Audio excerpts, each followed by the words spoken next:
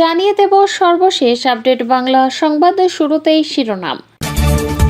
এবার বৈষম্য বিরোধী ছাত্র আন্দোলনের ভিন্ন কৌশল, নতুন কর্মসূচির ঘোষণা। পতন নিশ্চিত জেনে এবার দেশ ছেড়ে পালালো ৩৬ জন এমপি মন্ত্রী। গত ১৪ জুলাই দেশের পরিস্থিতি নাজুক দেখে তৎক্ষণাৎ ফ্লাইটের টিকিট কেটে দেশ ছেড়েছেন বেশ কয়েকজন এমপি নেতা মন্ত্রী। তবে এমন পরিস্থিতিকে দুর্ভাগ্যজনক বলে মনে করেছেন বিশিষ্টজনেরা। বিস্তারিত থাকছে ডেস্ক রিপোর্টে। এবং সবশেষে দেখবেন হাসিনার বিরুদ্ধে আন্তর্জাতিক মানবাধিকার সংগঠনের মামলা, আন্তর্জাতিক আদালতে বিচার শুরু। থাকছে বিস্তারিত প্রতিবেদন। এতক্ষণ শুনছিলেন সংবাদ শিরোনাম, এখন থাকছে বিস্তারিত। আজ শুক্রবার ছাত্র জনতার গণমিছিল প্রার্থনার কর্মসূচি ঘোষণা করেছে বৈষম্য বিরোধী ছাত্র আন্দোলন। বৃহস্পতিবার বিকালে সমন্বয়ক আব্দুল কাদেরের পাঠানো বিজ্ঞপ্তিতে এই তথ্য জানানো হয়।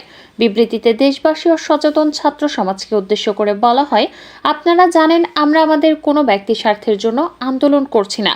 আমাদের আন্দোলন আপনার ও আপনার সন্তানের মুক্তির জন্য। কি অপরাধ ছিল আমাদের? সাংবিধানিক অধিকার চাওয়াটা কি আমাদের অপরাধ? কি অপরাধ শত শত ভাইদেরকে হত্যা করা হলো? আমরা এর জবাব জানি না, কিন্তু এর জবাব ও বিচার না নিয়ে আমরা আমাদের আন্দোলনকে থামাবো না। জাতির এই দুর্দিনে আন্দোলনে অংশ নেয়ার অপরাধে শহীদ, আহত, পঙ্গু ও গ্রেপ্তার হওয়া সকলের স্মরণে আজ দেশব্যাপী প্রার্থনা ও ছাত্র জনতার গণমিছিল কর্মসূচি ঘোষণা করছি। শ্রমিক, পেশাজীবী, সংস্কৃতি কর্মী, গণমাধ্যম কর্মী, মানবাধিকার কর্মী, বুদ্ধিজীবী, আলেম ওলামা সহ বাংলাদেশের সকল স্তরের নাগরিকদের প্রতি কর্মসূচি পালনের আহ্বান জানানো হয়। কোটা সংস্কার আন্দোলন ঘিরে সংঘর্ষে দেশের চলমান পরিস্থিতিতে সরকারকে পদত্যাগের আহ্বান জানিয়েছেন বিশিষ্ট গবেষক ও চিন্তাবিদ অধ্যাপক ডক্টর সলিমুল্লাহ খান। তিনি বলেছেন, বর্তমানে যেটা দরকার সেটা হলো রাজনৈতিক সমাধান। রাজনৈতিক সমাধানের প্রথম পদক্ষেপ হলো বর্তমান সরকারকে নিঃশর্তভাবে ক্ষমা প্রার্থনা করে পদত্যাগ করতে হবে। সরকারের পদত্যাগ ছাড়া নতুন কোনো রকমের ব্যবস্থায় আমরা যেতে পারবো না। কোটা আন্দোলন ঘিরে সহিংসতায় দেশ ছেড়েছেন কয়েকজন এমপি মন্ত্রী। গত ১৪ জুলাই দেশের পরিস্থিতি নাজুক দেখে তৎক্ষণাৎ ফ্লাইটের টিকিট কেটে দেশ ছেড়েছেন বেশ কয়েকজন এমপি মন্ত্রী। পাড়ি জমান যুক্তরাষ্ট্র, যুক্তরাজ্য, কানাডা, অস্ট্রেলিয়া, ভারত, থাইল্যান্ড, চীন সহ পৃথিবীর বিভিন্ন দেশে। তবে এমন পরিস্থিতিকে দুর্ভাগ্যজনক বলে মনে করছেন বিশিষ্টজনেরা। কোটা আন্দোলনে সহিংসতা যখন তুঙ্গে, ঠিক তখনই দেশ ছাড়তে দেখা গেছে প্রায় ২ ডজন এমপি মন্ত্রীকে।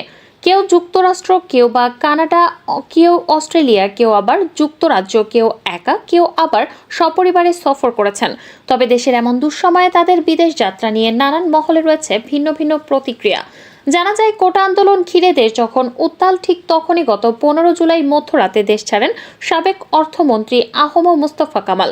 পরিবারের ৫ সদস্যকে নিয়ে তিনি রাত ১:৪০ এমিরেটস এয়ারলাইন্সের একটি ফ্লাইটে লন্ডনের উদ্দেশ্যে ঢাকা ত্যাগ করেন। একদিন পর ১৬ জুলাই লন্ডন যান ঢাকা ১৬ আসনের এমপি ইলিয়াস মোল্লা। কুমিল্লা ১১ আসনের এমপি এবং সাবেক রেলমন্ত্রী মুজিবুল হক দুবাই যান রাত ১১টার কিছুক্ষণ আগে একটি ফ্লাইটে তারা ঢাকা ছাড়েন। ইমিগ্রেশন সূত্রে জানা যায়, প্রাথমিক ও গণশিক্ষা মন্ত্রণালয়ের প্রতিমন্ত্রী অধ্যাপক রুমানা আলী ১৬ জুলাই যান মালয়েশিয়াতে। তার সঙ্গে ছিলেন তার পরিবারের ৪ সদস্য। এদিন আরও ২ এমপি বিদেশ যান। তাদের মধ্যে রয়েছেন ময়মনসিংহ ৮ আসনের এমপি মাহমুদ হাসান সুমন। তিনি পরিবারের ৪ সদস্য নিয়ে গিয়েছেন সিঙ্গাপুরে। অপরজন হলেন কুমিল্লা ৮ আসনের এমপি আবু জাফর মোহাম্মদ শফিউদ্দিন। ১৭ জুলাই অস্ট্রেলিয়ার সিডনিতে যান চট্টগ্রাম ১ আসনের এমপি মাহবুবুর রহমান। এছাড়াও এ তালিকায় আছে আরও ডজনখানেক এমপি মন্ত্রী। গোয়েন্দা পুলিশের কার্যালয়ে হেফাজত থেকে মুক্ত হওয়ার পর ফেসবুকে প্রতিক্রিয়া জানিয়েছেন কোটা সংস্কার আন্দোলনের অন্যতম সমন্বয়ক সার্জিস আলম। নিজের ফেসবুক পেজে তিনি আন্দোলন নিয়ে তার অবস্থান প্রকাশ করেছেন। এতে তিনি লেখেন, কথা দিয়েছিলেন আন্দোলনকারী শিক্ষার্থীদের থেকে কাউকে গ্রেফতার করবেন না, মামলা দিয়ে হয়রানি করবেন না। আপনারা কথা রাখেননি। আপনারা আমার বিশ্ববিদ্যালয়ের শিক্ষকদের উপর আঘাত করেছেন। সারা দেশে আমার স্কুল কলেজের ভাই বোনদের উপর লাঠিচার্জ করেছেন। যাকে ইচ্ছা তাকে জেলে পাঠিয়েছেন। আন্দোলনকারীকে খুঁজে না পেলে বাসা থেকে ভাইকে তুলে নিয়েছেন। বাবাকে হুমকি দিয়েছেন। মাসরুর তার উদাহরণ। যারা একটিবারের জন্য এই আন্দোলনে এসেছে তারা শান্তিতে ঘুমাতে পারে না, গ্রেফতারের ভয় থাকে। এমন অনেকে আছে যাদের পরিবার এখনো তাদের খোঁজ পায়নি। এমন তো হওয়া উচিত ছিল না। কোথায় মহাখালীর সেতু ভবন আর কোথায় জাহাঙ্গীরনগর বিশ্ববিদ্যালয়, অথচ আপনারা জাহাঙ্গীরনগর বিশ্ববিদ্যালয়ের সমন্বয়ক আরিফ সোহেলকে মহাখালীর সেতু ভবনে হামলার জন্য গ্রেফতার করে রিমান্ডে নিলেন। সাথে আছে আসিফ মাহতাব স্যার, মাসরুর সহ আন্দোলনে অংশগ্রহণকারী অসংখ্য শিক্ষার্থী। রিকশা থেকে নামিয়ে প্রিজন ভ্যানে তুলছেন, বাসা থেকে তুলে নিয়ে মামলা দিয়ে কারাগারে পাঠিয়েছেন, আমার বোনদের রাস্তায় ফেলে পিটিয়েছেন। কি ভাবছেন এভাবেই সবকিছু শেষ হয়ে যাবে?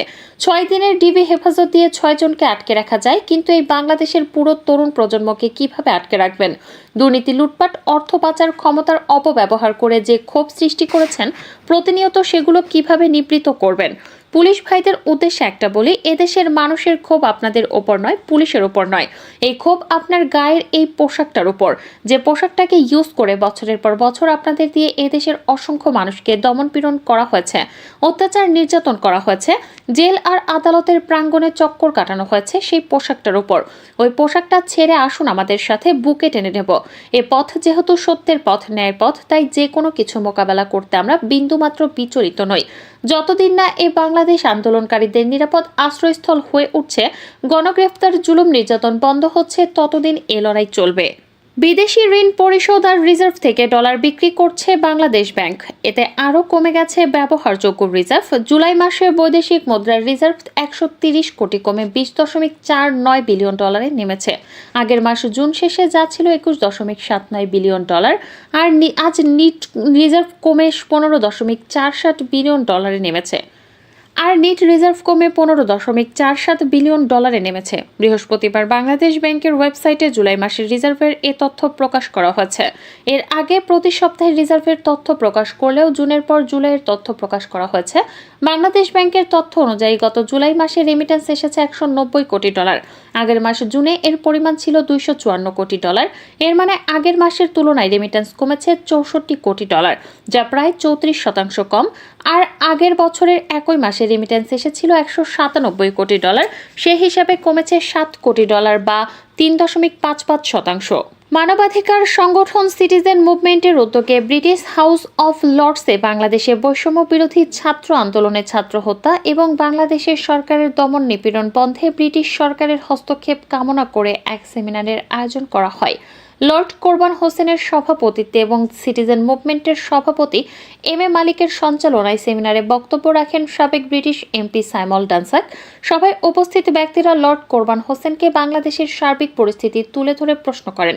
লর্ড কোরবান হোসেন তার বক্তব্যে বলেন, তিনি সবকিছু ব্রিটিশ সরকারের পররাষ্ট্র দপ্তরে অবহিত করবেন এবং এ বিষয়ে ব্রিটিশ সরকারকে কার্যকর ভূমিকা নেয়ার জন্য অনুরোধ করবেন। 12 দলীয় জোটের প্রশ্ন, গণতান্ত্রিক রাজনীতি করতে কি আওয়ামী লীগ থেকে অনুমতি নিতে হবে? সন্ত্রাস বিরোধী আইনে জামায়াতে ইসলামী বাংলাদেশ ও ইসলামী ছাত্র শিবিরকে নিষিদ্ধের তীব্র নিন্দা ও প্রতিবাদ জানিয়েছে 12 দলীয় জোট।